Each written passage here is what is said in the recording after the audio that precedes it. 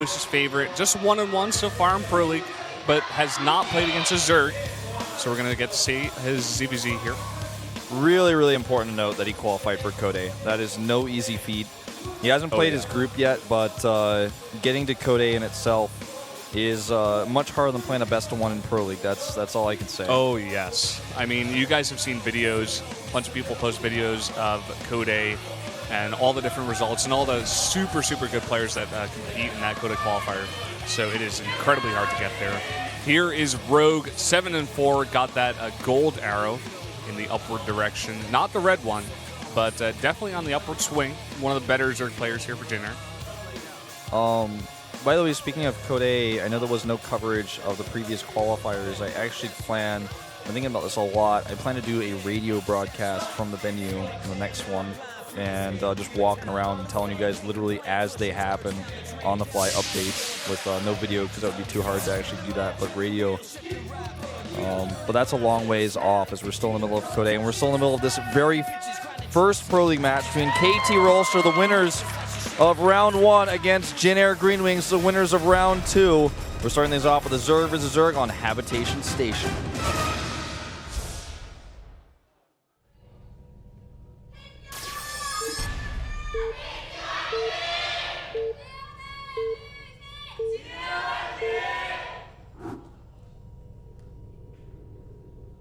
LTA는 SK텔레콤. Up here in the top left, in the red for KT Rolster, it is action. We'll cheer from the crowd there. And his opponent to the top right in the teal, it's Rogue. I'm sorry. In the green, rather. Yeah, like I had my colors JINAIR wrong. Okay, now everything's fixed on my monitor. I can see that actually in the bottom left on your monitor. It's kind of off, the colors. Looks like blue-green, kind of. Well, I hit the Allied Colors button wrong, too. Like, made stuff weird. Well, JINAIR Green Wings, they do have green wings, so...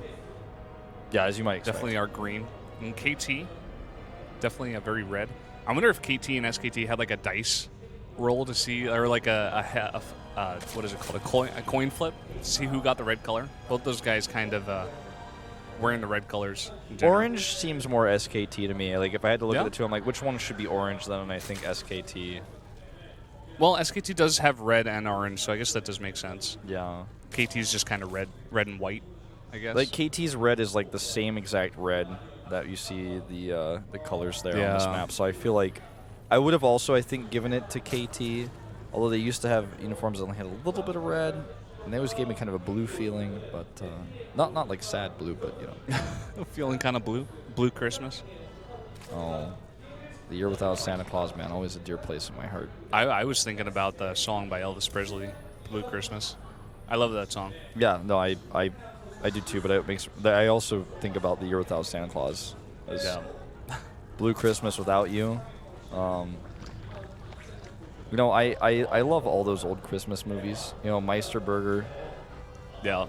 You know, Kris Kringle. I never saw the Postman one. That was never the Postman one? Yeah. I don't even know what you're talking about. It's like one of the guy about the guy who like delivers all the letters to that the kids send or something. I don't know. Actually, I think I may have seen that once, but you know the Heat Miser and Ice Miser, right? You showed me those videos one night when I was at your house at like 3 o'clock in the morning. Okay. So yeah, I've been schooled. I've been schooled on that. Apparently, there's like a movie all about them and Mother Nature. I didn't watch it, but this game is going to take a while to pick up. By the way, I wonder who's going to take the gold base. Yep. I don't think.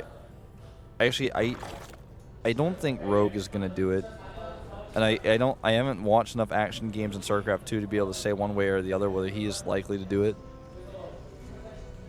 He has speed against him. Rogue is rushing that out pretty quick and continues to mine gas with one drone in the gas. Yep. Rogue is going to come over here and see that none of the gases were taken, so he knows that no speed is going to come across, and he's going to get the speed of his own. Bit of an advantage for himself there. Both players getting their hatcheries up, getting the double queen. Going to get that larvage production going. Very similar for both players. Not too much of a difference just yet. Yeah. Oh, he's doing it. contradict me. And go over there and take that gold base. It is for the taking, and he will take it. Going to take it pretty quickly. Yeah, the one 5 thing minutes. here, though, is that Action is going to see it right away. He's actually already moving the Overlord over there. He knows the timing for this. He's like, if you're going to take the gold base, it's now. And he goes over and then he sees it. Yeah. So he knows exactly what he's dealing with here. Going to have to see how he responds to this.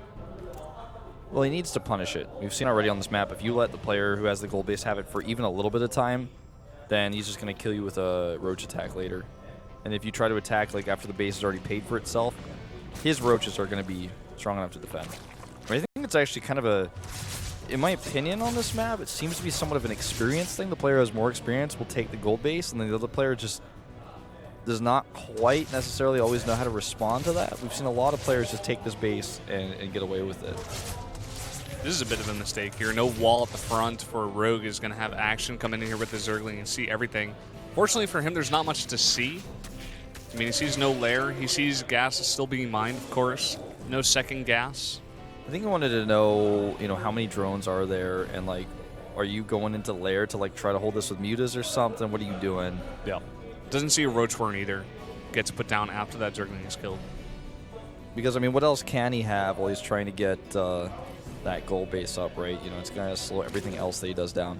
A bunch of Overlords just made for Action. I think he's gonna pull out the roaches right away. Speed as well. I don't think he's going to make any more drones. He's going to attack as soon as he can with roaches and Zergling speed, try to punish Rogue and kill him. He might even just go for the natural, because if you kill the gold base and commit so much to that, then it's like, okay, well now we're both on 2 bases and you committed all that to that. I already mined everything that I already mined a lot, so everything you just committed to is kind of counteracted by that fact. That was a very nice scout by Rogue. He gets the one Zergling in there, sees a ton of roaches being made, makes defensive roaches of his own, but look at this. Action is committing. He's sending 2 queens across with this as well. He's going to be able to snipe Overlords, but more importantly, transfuse those roaches if they get over there in time. Probably going to follow this up with a bunch of fast Zerglings. There he does go as that speed is finishing. Yep. And Rogue knows this. He's got to pull those drones away. Pulling them away, they're going to be able to return all those minerals in just a second. That's going to help him maybe buy some spine crawlers. Is he actually going to try to hold the drones here? No, he's just sending them back. Okay, he's like, wait, do you just not have enough? Because the thing is, like I said, if you have this gold base up for even a few minutes, that economy kicks in. He's got roach speed behind this, and if he holds, he is easily going to be able to follow this up and win the game. More roaches coming down defensively here from him at that gold base. He has a few of his own queens to help defend this, but the transfuses are helping Action out quite a bit. It's really hard to say, actually, if he's going to break through, though, with the defender's advantage here. Looks like Action is taking a very, very slight lead here. He is going to push over this, and the reinforcements of Rogue coming out here. It's not enough. More Zerglings coming across the map for Action. Now he's going to get to work at those drones at the gold base. Rogue not able to hold here. The queens are dead. The drones are starting to be picked off here as well. And a few more Zerglings coming out now for Rogue. He doesn't have that gold base mining anymore, so that's not going to give him that extra bit of defense, that extra bit of money that he had going in. And here come the rest of those Zerglings. Transfusers going down, saving those roaches, helping them tank it a little bit. And here come the Zerglings, going to surround those roaches, make sure they can't get back into the natural. And the queens look like they may be picked off from behind. A few Zerglings trying to help out here. This is so close, but it looks like Action is going to take a win here. Yep, Kanata's going to look like a genius, but a very big upset coming out here for Action. Going to take down this monster of Rogue. Now these drones just forced her away from the natural. They're going to go down, and Rogue bangs his head against his hand. He is pissed. He's not happy with this one. I think this is the first time I've cast a game where a player takes the gold base and loses on this matchup. He's typing out right now. You can see it. GG. Action with an upset here. Taking Rogue out, making KT fans everywhere happy. And there's Zest, who will be playing next. Brief shot of him, but he hit a really good timing. He knew exactly how many Zerglings to follow up with. Very well practiced. It was almost as if the way he played it made me feel like he was thinking, all right, you're going to take the gold. I expect this. And I prepared a build that counters that so well. Yep, that's the best way to say it. I mean, he had the Roach Warren up at the perfect time. He sent even the Overlord at the time he knew the hatchery was going to go up. Right when he sent that drone over there, the Overlord of Action was already moving. He saw the gold base go down. He's like, yes, okay, I got this. Went with a huge chunk of roaches. I think it was 13. Followed up with the Speedlings. perfect timing even on the speed as well. That's just a super well executed build out of action that Rogue was just not ready